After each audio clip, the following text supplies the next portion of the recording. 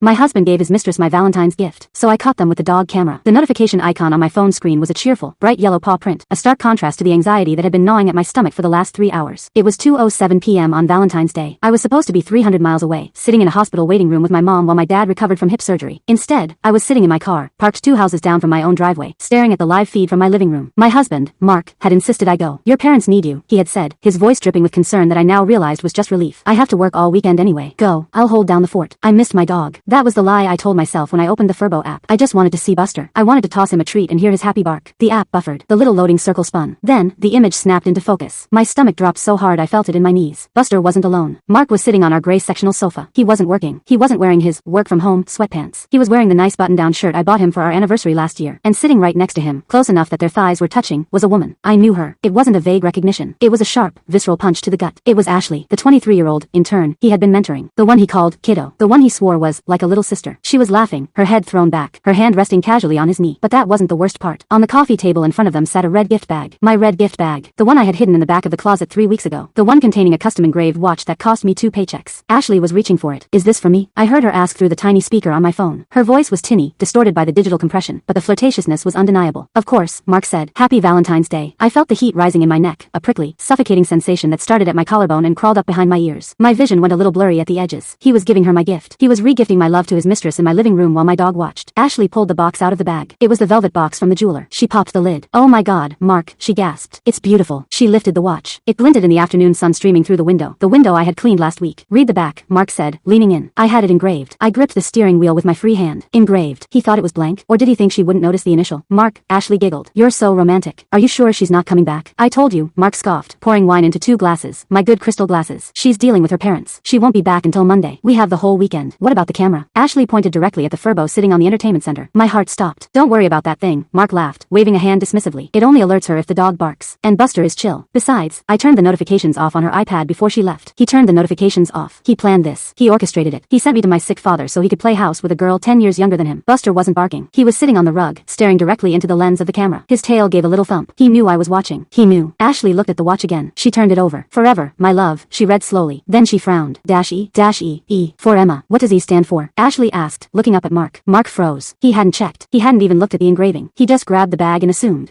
Mark stammered. "Eternal? Like, eternal love? Eternal?" Ashley raised an eyebrow. "That's weird." I couldn't take it anymore. The rage was a physical thing now, a living creature clawing its way out of my throat. I pressed the microphone button on the screen. What happens in the next 10 seconds isn't just a breakup. It is a tactical detonation of a man's life using a speaker the size of a golf ball. By the time I take my thumb off the talk button, the silence in that living room is going to be loud enough to shatter glass. For full version, kindly follow on screen instructions.